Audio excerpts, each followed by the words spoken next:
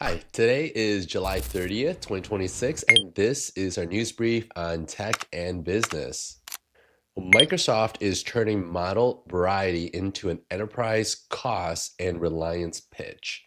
Microsoft reported 90 billion in quarterly revenue and 35.8 billion in net income while presenting its own models, chips, agents, and security tools as a broader enterprise stack.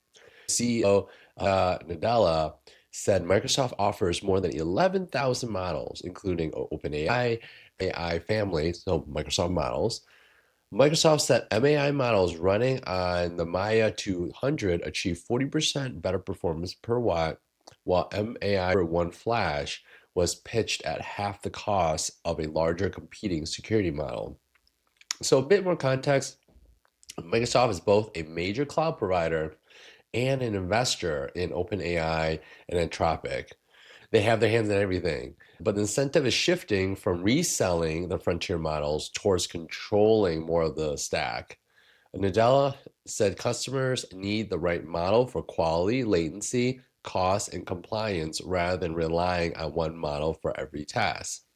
Small teams should compare AI vendors by task level costs, latency, fallback options, and data controls instead of choosing one default model for the whole business. Agencies and software companies can reduce outage and pricing risk by designing workflows that can switch models without building the entire product. Make sure you have your AI harness to be able to swap between the different systems. Meta is packaging enterprise AI as agents, APIs, compute, and internal software. So, Meta CEO Mark Zuckerberg said the company sees a large enterprise opportunity across AI agents, APIs, direct compute sales, and other services beyond advertising. Sounds kind of like, Amazon's addition to AWS. Meta entered enterprise AI in June with an agent aimed at customer service, support, and daily operations. Meta said it can sell compute to enterprise customers at a significant premium over what it paid, while also using large language models to build new social and commerce applications. Meta is trying to create additional revenue streams while advertising remains the core business and AI infrastructure requires substantial capital. The strategy connects internal AI development with external business software, including tools for marketplace sellers, Facebook groups, and AI built games. So here's a bit more implication to that. The operator should distinguish between AI feature that improves an existing workflow and a vendor platform that wants to become the workflow's infrastructure provider. Founders evaluating AI partnerships should ask whether the vendor's economics depend on selling ads, software, and compute, or all three because that affects the pricing and strategic alignment. Basically, like, okay, well, if I want to invest in using Meta's solutions, but if it goes under just like some of the products that they've used, then your whole business model using their infrastructure is going to fail because it really depends on Meta's ads. So you just got to be careful with that. This is all still very new. Google is giving Android developers a new path to age appropriate product controls.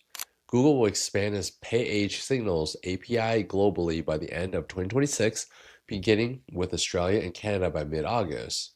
The API gives developers an age range rather than a user's date of birth, allowing apps to tailor experiences without directly assessing their personal information.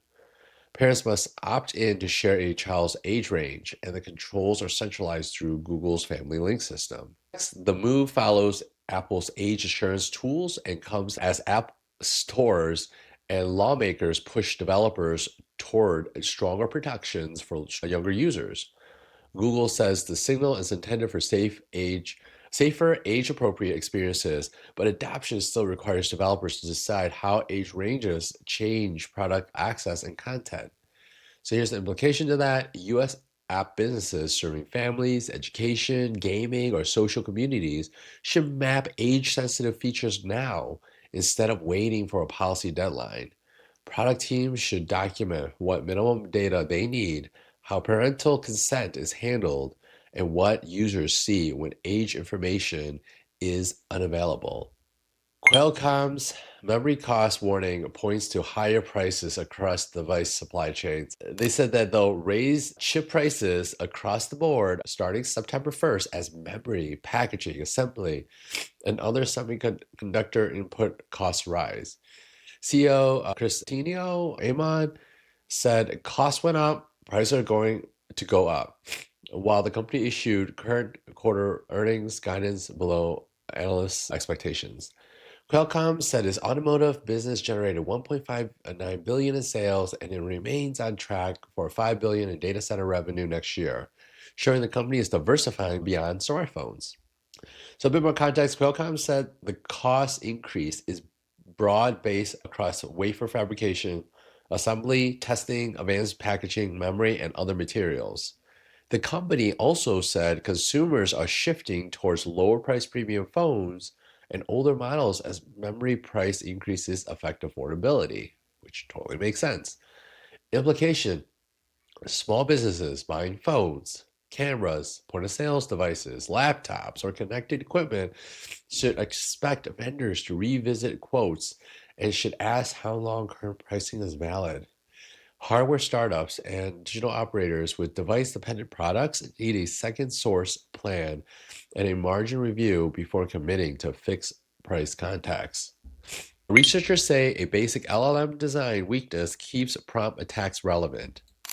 Researchers presented evidence that language models can confuse the source or role of instructions, allowing crafted text to make a model treat an attacker-controlled instruction as his own reasoning. That's a little scary, right?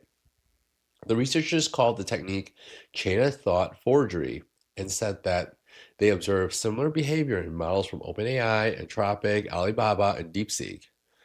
Eth Urich, a researcher, Floridian Traber, sorry, what's your name, said current training and monitoring make leading models harder prompt to inject, but may not be sufficient for highly sensitive cases. So context, the research challenges the idea that adding more refusal examples can fully secure a model because no training list can anticipate every new attack pattern. The risk grows when models read pages, documents, emails, or other agent outputs, and then use that material to take actions. SMBs should treat AI outputs as untrusted input and require approval gates before agents send messages, change records, spend money, or access sensitive systems. Vendors should test prompt injection resistance against their actual documents and workflows rather than relying only on a model provider's general safety claims. So, this is my take on it. Even before AI, people can do phishing efforts, right? Like, oh, I am the CEO of said company and I need all the HR information. I need their bank account information. I need social security information, right? And the person in HR is like, oh, okay, well, it's coming from the CEO, right? I don't know any better. I just see the name, right? They don't look at the exact details. So that's phishing, right?